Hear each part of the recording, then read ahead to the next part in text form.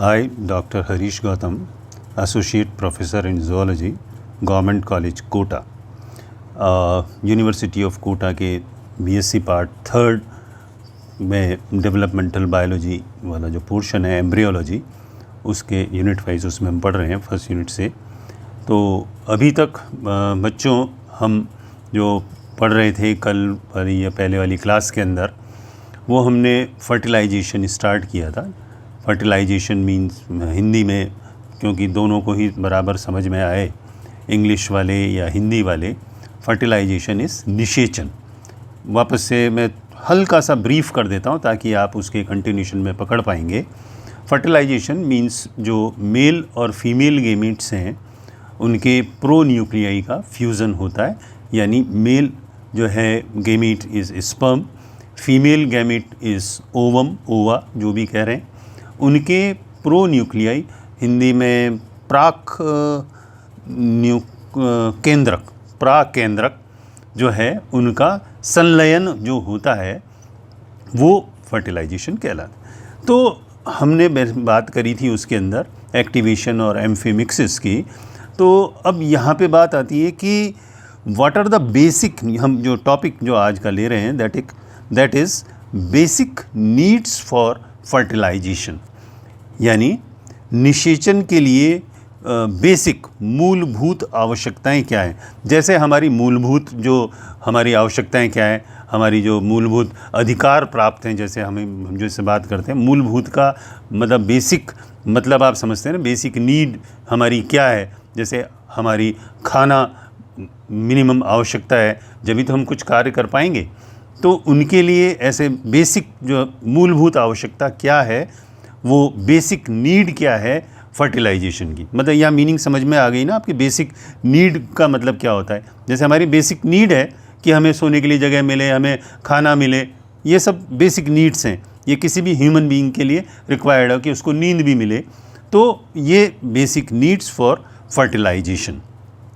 तो जितने भी फर्टिलाइजेशन के लिए जो जितने भी मैक्सिमम जो प्रोसेसेस जो भी होते हैं उनके लिए बेसिक नीड्स क्या क्या हैं, उसमें फर्स्ट जो हम बात करते हैं that is liquid medium is very essential.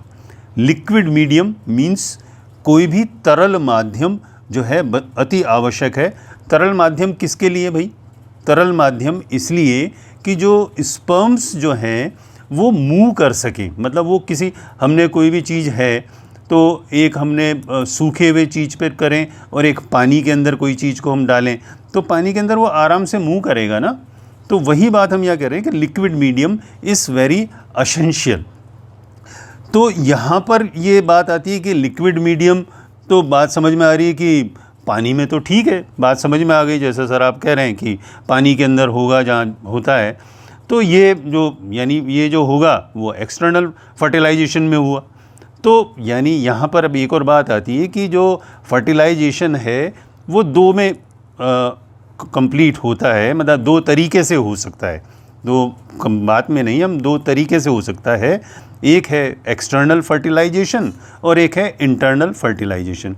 External तो आपके बात समझ में आ रहा है कि ओवा और स्पर्म, वो यानी कोई भी एनिमल की बॉडी के बाहर यदि वो हो रहा है फर्टिलाइजेशन तो दैट इज़ एक्सटर्नल फर्टिलाइजेशन।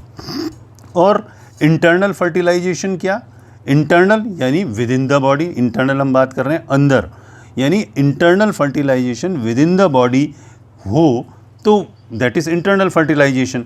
तो एक्सटर्नल फर्टिलाइजेशन में तो मीनिंग समझ में आ रहा है कि ये पानी के अंदर होगा। पानी it may be of sea water और फ्रेश वाटर। फ्रेश वाटर कई चीज़ें मैं बीच बीच में थोड़ा सा रुक रहा हूँ कि मतलब आपके पूरी बात समझ में आ जाए कि यहाँ वाटर हमने लिखा है, लेकिन वाटर जैसे हम दूसरे बस दो ही तरह के पानी की हम बात करते हैं, fresh water and marine water या सी वाटर। मैरीन या सी जो है वो सॉल्टी होता है, जबकि फ्रेश वाटर, फ्रेश का ये मतलब नहीं है कि अभी कुएं से पानी निकाला और वो पी लिया आपने, वो बिल्कुल साफ़ है फ्रेश वाटर, कि कुएं का बिल्कुल फ्रेश वाटर है। या नल को हमने जब, भाई हमारे यहाँ तो नल जब आता है जब फ्रेश पानी आता है, टंकी का पानी फ्रेश नहीं है। या फ्रेश का वो बच्चों बिल्कुल मीनिंग नहीं है।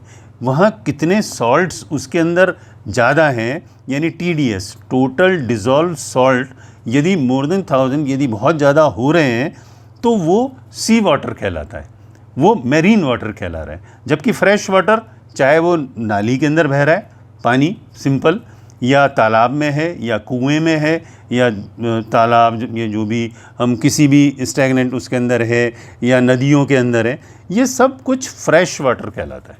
तो फ्रेश का ये मतलब नहीं कि हमारे तो मतलब 4 से 5 नल आते हैं तो तभी फ्रेश वाटर है। यहाँ मीनिंग बड़ा क्लियर है, फ्रेश वाटर मतलब जिनका TDS कम है, और जो मेरीन वाटर या सी वाटर, तो सी से तो मीनिंग समझ में आ रहा है कि समुद्री, मेरीन मतलब वही समुद्री हम उसको बात कर रहे हैं, उसका सिनोनिम है, तो वो उनके अंदर सॉल्ट्स TDS बहुत ज़्यादा होता है। तो ये 2 के अंदर हो गया। हमने एक्सटर्नल फर्टिलाइजेशन, वाटर वहाँ पर मीडियम जो है लिक्विड मीडियम वाटर है, जबकि इंटरनल फर्टिलाइजेशन के अंदर जो बॉडी लिक्विड से हमारे अंदर बॉडी लिक्विड बहुत सारे, हम यदि हम जैसे लिक्विड जो है ब्लड भी है, तो हमारे साथ पसीना जो है या कुछ एंजाइम जो भी सिक्रीट हो रहे हैं, ये सब कुछ बॉडी लिक्विड हैं। हम तो ये सारे के सारे यानी बेसिक रिक्वायर्ड जो है फर्स्ट जो है दैट इज़ फर्टिलाइजेशन के लिए liquid medium is very essential. Very मतलब ये सारे के सारे हम जो 3 जो बात कर रहे हैं ये तीनों इज़ वेरी एसेंशियल। फिर दूसरा जो है ये बहुत it should be very fast, it should be fast या वेरी फास्ट जो भी हम बात कर रहे हैं। क्योंकि ये फास्ट होना चाहिए, because life span of gametes are very short, बहुत कम अल्प अवधि के लिए ये जी पाते हैं, क्योंकि उनके अंदर यहाँ अब ये बात एक और क्वेश्चन दिमाग में आता है कि गैमीट क्यों ज़्यादा टाइम तक नहीं जी सकते साहब, उनको जीने दोनों और आराम से पड़े रहेंगे, वो जीते रहेंगे और कभी भी कर लेंगे। उनके अंदर बेसिक जैसे हमने बात करा एग के अंदर योग कंटेंट होता है, वहाँ पे उनके पास योग कंटेंट कुछ नरिशमेंट कुछ है ही नहीं, तो वो बहुत छोटी उनकी अल्प अवधि उनका जीवन है, तो वो ख़त्म हो जाएगा। तो ये जो भी है जो फर्टिलाइजेशन की वो फटाफट होना चाहिए या फास्ट होना चाहिए। तो fertilisation should be fast because life span मतलब अवधि, लाइफ जो टोटल पार्ट है उनका गैमीट्स का यानी स्पर्म की जो हम बात कर रहे हैं वो बहुत छोटी है, तो इसलिए ये फास्ट होना चाहिए। थर्ड जो हम बात कर रहे हैं कि प्रोबेबिलिटी टू इंक्रीज प्रोबेबिलिटी, तो इसके लिए नंबर ऑफ स्पर्म्स जो है बहुत ज़्यादा होने चाहिए इन कंपैरिजन ऑफ एग, क्योंकि एग जो है प्रोबेबिलिटी का मीनिंग आप समझ गए, हिंदी में जिसको बोलते हैं प्रायिकता, ये मतलब हिंदी भी आती है इसलिए मैं आपको समझा रहा हूँ। प्रायिकता कि भाई यहाँ से कोई भी हम रास्ते के अंदर बात करते हैं कि मेन हाईवे पे, तो वहाँ पे ट्रक्स की तो मतलब प्रोबेबिलिटी बहुत ज़्यादा है, लेकिन कार और दूसरे व्हीकल्स की कम है। यानी प्रोबेबिलिटी मतलब वहाँ पर रात को मतलब उनकी प्रोबेबिलिटी बहुत ज़्यादा है कि वो ज़्यादा नज़र आते हैं, तो मतलब कब वो मैक्सिमम नज़र आ रहे हैं, तो यहाँ पर भी प्रोबेबिलिटी उसकी इंक्रीज़ होनी चाहिए फर्टिलाइजेशन की। तो उसके लिए नंबर ऑफ स्पर्म्स जो हैं बहुत ज़्यादा हों इन कंपैरिजन, ऑफ कोर्स यहाँ पर कंपैरेटिव टर्म है ये, नंबर ऑफ क्रोमोसोम क्या है, स्पर्म की जो हम बात कह रहे हैं वो एग के कंपैरिजन में ज़्यादा होना चाहिए, तो उनकी प्रोबेबिलिटी फर्टिलाइजेशन की वो बढ़ेगी। तो जो हम बात कर रहे थे प्रोबेबिलिटी की, एक बीच में मेरे को वापस से याद आया, मैं तुम्हें वापस से इसके बारे में पहले बता दूं कि जो ये फास्ट की जो हम बात कर रहे थे, क्योंकि स्पर्म जो है उसके अंदर माइटोकॉन्ड्रिया छोटा है, स्पर्म की साइज़ छोटी होती है, उनको मोटाइल होना है यानी उनकी मोबिलिटी बहुत ज़्यादा हो, तो वो कम टाइम के लिए तो मतलब उसके अंदर एनर्जी प्रोवाइड कर पाएगा, तो इसलिए वो फास्ट हो, इसलिए क्योंकि लाइफ स्पैन छोटा हो गया, क्योंकि उसके अंदर कुछ है नहीं, बस माइटोकॉन्ड्रिया छोटा है, तो वो यहाँ पर उसको फास्ट होना चाहिए। जो अब यहाँ पे जो हम बात कर रहे थे प्रोबेबिलिटी की, क्योंकि प्रोबेबिलिटी जो है उसकी इंक्रीज़ हो, तो नंबर ऑफ क्रोमोसोम्स क्योंकि इसीलिए ज़्यादा है कि वो छोटे हैं बहुत ज़्यादा, वहाँ तक फटाफट पहुँचें और वो उसको फ्यूज़ कर सकें और उसको एग को फर्टिलाइज़ कर सकें। अब हम यहाँ तक तो हमने बात करी बेसिक नीड्स क्या क्या हुई, 1 2 3 जो हमने बात करी। लिक्विड मीडियम, वापस से एक बार रिवाइज कर लें, लिक्विड मीडियम इज़ रिक्वायर्ड। फिर उनकी इट शुड बी फास्ट और इंक्रीज द प्रोबेबिलिटी। अब हम जो बात कर रहे हैं नेक्स्ट है टाइप्स ऑफ फर्टिलाइजेशन। टाइप्स मतलब प्रकार, मतलब इसके निषेचन के क्या क्या प्रकार हो सकते हैं। तो हमने पहले अभी बात करी थी जो एक्सटर्नल और इंटरनल। तो यहाँ पे हम वापस से एक बार इसको वापस से समझ लें कि एक्सटर्नल जो है वो जल के बाहर, मतलब जो जल के अंदर होगा, मतलब with in body of any animal, उसके अंदर नहीं हो करके बाहर की तरफ हो। तो फ्रेश वाटर इसके अंदर हमने, क्योंकि पहले यहाँ पर बात कर ली जब एक्सटर्नल और यहाँ पे जब हम बात कर रहे थे, तो ये बॉडी के बाहर होता है। और इनको फिर फर्दर हमने दो उनके अंदर पार्ट के अंदर बात करी कि फ्रेश वाटर और सी वाटर। तो फ्रेश वाटर के अंदर जो है, फ्रेश वाटर के अंदर जो है इनके अंदर, इन प्राणियों में क्योंकि जीवन अवधि बहुत छोटी है, तो इनके अंदर ये जो है फ्रेश वाटर जो कॉपुलेशन प्रोसेस है वो सीधा का सीधा उनके जो एग है उसके ऊपर ही छोड़ दिया जाता है। जो या इसका एग्ज़ाम्पल है, आपने देखा भी होगा, इसके एग्ज़ाम्पल है फिशेज़ एंड एम्फीबियंस।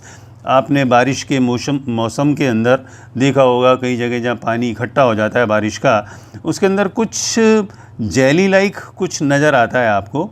वो इसका फ्रॉग्स का एग्स हैं जो फर्टिलाइज हो गए हैं या वहाँ पर हैं।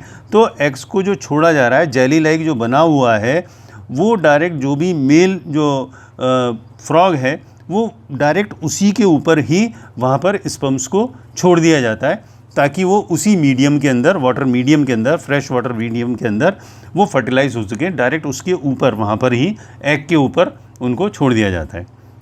फिर दूसरा जो है, यानी हम ये बात करा, फिर ये सी वाटर के अंदर जो है फर्टिलाइजेशन, सी वाटर के अंदर ये लोअर जो उसके एनिमल्स हैं उनके अंदर फर्टिलाइजेशन जो पाया जाता है उनके अंदर है ये, और ये एक फिक्स टाइम पर होता है।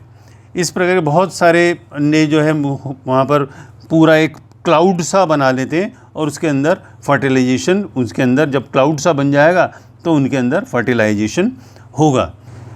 तो दूसरा है इंटरनल यानी आंतरिक फर्टिलाइजेशन, आंतरिक निषेचन।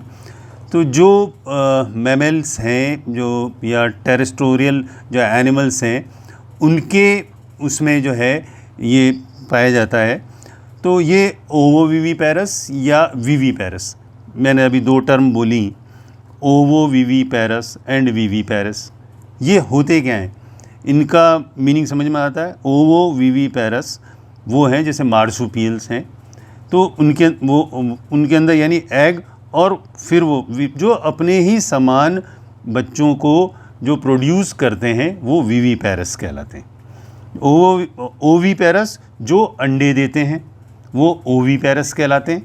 जो ओवोविविपेरस यानी जिनमें ओवा भी है और विवी, फिर उसके बाद जो ओवा मतलब जो मार्सुपियल्स के अंदर बात करी with in the body of mother, वहाँ पर उसके अंदर है, उसका डेवलपमेंट स्टार्ट होगा और फिर उनने बाद में वो उसने अपने ही समान उनको जो है बच्चों को पैदा करते हैं। तो विविपेरस एंड ओवोविविपेरस के अंदर ये उनके अंदर, यानी यहाँ पर मैं बहुत और ज़्यादा क्लियर करूँ कि जो इसमें एग का जो डेवलपमेंट है वो विदिन जो उसका प्लेसेंटा जो है या जो गर्भाशय है उसके अंदर ही वहाँ पर ओवा होगा, वहीं फर्टिलाइज होगा। फर्टिलाइज होके उसका डेवलपमेंट वहीं पर ही चालू हो जाएगा, मतलब उसका development with in the body of mother वहाँ पे कंप्लीट उसका डेवलपमेंट होगा।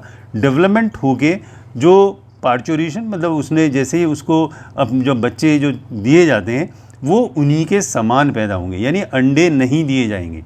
जो अंडे देते हैं वो ओविपेरस कहलाते हैं। विविपेरस जो अपने समान बच्चे करते हैं, लाइक ह्यूमन बींग्स जो हम विविपेरस, तो ऐसे ओविपेरस यानी मार्सुपियल्स जो उनके अंदर है वो मतलब उनके अंदर गर्भाशय के अंदर ही उनको रोक लिया गया है, वहाँ ओवा को वहाँ गर्भाशय के अंदर ही, जो जैसे हम ह्यूमन बींग्स की उसके अंदर बात करते हैं फैलोपियन ट्यूब, जहाँ पर उनका फर्टिलाइज, वहाँ पे कहाँ पर वो फर्टिलाइज होगा तो जो इस तरह के एनिमल्स में स्पर्म्स का जो कॉपुलेशन जो है, उसमें आफ्टर कॉपुलेशन जो है, जो रिप्रोडक्टिव पाथ जो है, उस रिप्रोडक्टिव पाथ में ही वो उनको छोड़ दिया जाता है या विसर्जित कर दिया जाता है।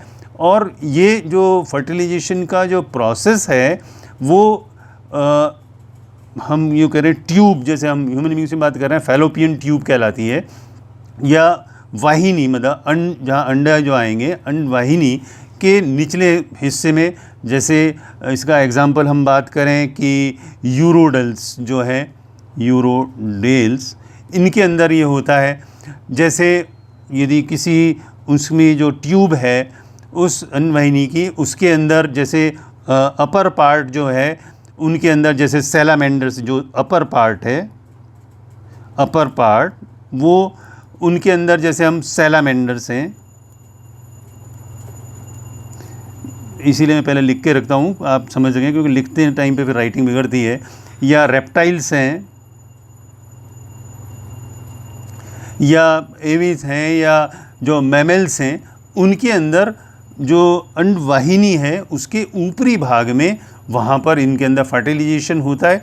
और इस तरीके से ये इंटरनल, यानी हुआ ये सब कुछ जो है with in the body of mother, मतलब उसके अंदर ही इंटरनल फर्टिलाइजेशन हुआ, जबकि एक्सटर्नल के अंदर ओवास बाहर छोड़ दिए गए, स्पर्म्स उनके ऊपर छोड़े गए या उनके पास विसिनिटी के अंदर छोड़े गए। तो ये दोनों तरह के टाइप्स ऑफ फर्टिलाइजेशन कहलाते हैं, एक्सटर्नल एंड इंटरनल। तो बच्चों, आज ये टुडे हमने आज जो बात सब कुछ जानकारी ली वो टाइप्स ऑफ फर्टिलाइजेशन के बारे में ली। अब ये सारी की सारी जो हम बात करेंगे नेक्स्ट, क्योंकि बहुत इम्पॉर्टेंट है और वो बहुत लंबा खींचेगा, उसको धीरे धीरे हम एक एक स्टेप्स में समझेंगे। तो आप पुराने को भी याद रखते रहें, क्योंकि जो भी क्रियाविधि है, मैकेनिज़्म है, जो क्रियाविधि जो मैकेनिज़्म है फर्टिलाइजेशन, वो 4-5 स्टेप्स में है, एक एक स्टेप्स में, क्योंकि कई साइंटिस्ट ने उनके बारे में बताया है। उन साइंटिस्ट के बारे में, क्योंकि जो अलग अलग थ्योरीज़ दी गई, वो क्या थ्योरीज़ हैं, उनको हम एक एक करके समझेंगे और उनको हम पढ़ेंगे। तो यहाँ तक हमने बात कर ली। नेक्स्ट उसके अंदर हम जो लेसन जो होगा, हमारा वीडियो होगा, वो होगा हमारा मैकेनिज़्म ऑफ फर्टिलाइजेशन।